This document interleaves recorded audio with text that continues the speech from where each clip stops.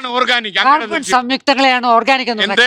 Carbon സംയുക്തങ്ങളെ, carbon സംയുക്തം, അതായത് ജൈവ കാർബൺ. സാധാരണക്കാര് ഇത് കണ്ടുകൊണ്ടിരിക്കുന്നൊരു ഡിഷ് എടുത്ത് നോക്കേണ്ടി വരും. അല്ലാതെ അതായത് നിങ്ങളുടെ ഒറ്റ വാക്കിൽ പറഞ്ഞാൽ താങ്കളുടെ മാലിന്യം, താങ്കളുടെ ഇടപെടൽ, താങ്കളുടെ മണ്ണിൽ വെച്ച് അത് ബയോമാസ്, അതായത് ജൈവാംശം, ബയോമാസ് ഓർഗാനിക് കാർബൺ ആയിട്ട് മാറുന്നു. അതായത് ജൈവ കാർബൺ. ഇങ്ങനെയുള്ള ആശയങ്ങൾ നമ്മുടെ രാജ്യത്തെ തന്നെ പിന്നോട്ട്. കാരണം ദേവസാറുടെ ബയോടെക് പിള്ളേർ അപ്പൊ തന്നെ ടി വി ഓഫ് ചെയ്യും. ഹൈഡ്രോ കാർബൺ ആണ് ഇവർ പറയുന്നത്. ഹൈബ്രിഡ് വിത്തുകൾ ഇറങ്ങിയിട്ടുണ്ട്. പ്രിസിഷൻ ഫാമിംഗിന്റെ സാധ്യത എന്താണ്?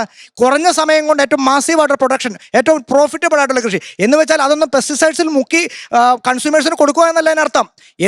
അതാണ് ഞാൻ ഉദ്ദേശിക്കുന്നത്. എന്ന് വെച്ചാൽ ഈ ഓർഗാനിക് ഫാമിംഗ് കൊണ്ട് ഉദ്ദേശിക്കുന്ന കെമിക്കൽ പെസ്റ്റിസൈഡ്സോ അല്ലെങ്കിൽ കെമിക്കൽ ഫെർട്ടിലൈസേഴ്സോ ഇല്ലാത്തൊരു കൃഷിയാണോ? അങ്ങനെയാണ് കേരളത്തിൽ എവിടെയാണോ നടത്തുന്നത് പറഞ്ഞു തരാം.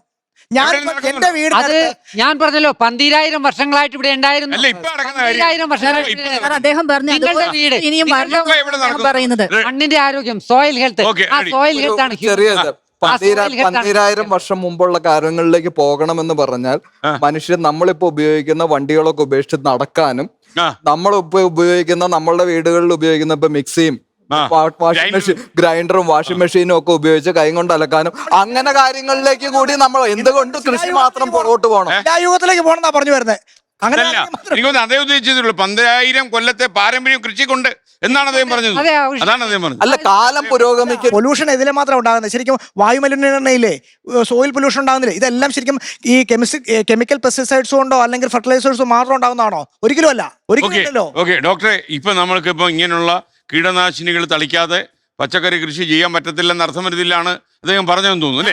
പറഞ്ഞു. പക്ഷെ പറഞ്ഞത് എന്നാരോ, ഞാൻ പറഞ്ഞത് ശരിക്കും പറഞ്ഞ ഗ്രീൻ കാറ്റഗറിയിൽ വരുന്ന പെസ്റ്റിസൈഡ്സ് ആണ് ഇന്ന് കേരളത്തിൽ ഏറിയ പങ്ക് ഉപയോഗിക്കുന്നത്. കാരണം നമ്മുടെ ഗവൺമെന്റ്, നമ്മുടെ കേരളം ഒരുപാട് അത് ഫോളോ ചെയ്യുന്നുണ്ട്. തമിഴ്നാട് റെഡാണ്.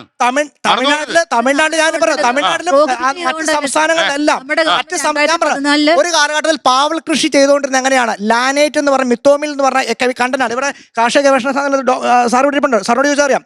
മിത്തോമിൽ എന്ന് പറയുന്ന കെമിക്കൽ ഏറ്റവും മാരകമായ വിഷം ഉപയോഗിച്ചാണ് നിരോധിച്ചു. ഓൾ ഇന്ത്യ നിരോധിച്ചപ്പോ പാവൽ കൃഷി ശരിക്കും പറഞ്ഞാൽ ഗണ്യമായി കൃഷി തന്നെ കുറഞ്ഞു പോയി. 2010 ഏകദേശം 14ഓളം പെസ്റ്റിസൈഡ്സ് ഗവൺമെന്റ് നിരോധിച്ചിട്ടുണ്ട് നമ്മുടെ നാട്ടില്. അതുപോലെ തന്നെ 2015 ഏകദേശം 2 എണ്ണം നിരോധിച്ചിട്ടുണ്ട്. അപ്പൊ അതിന്റെ ഫലമായിട്ടാണ് സാറ് പറയുന്നത് എനിക്ക് തോന്നുന്നു.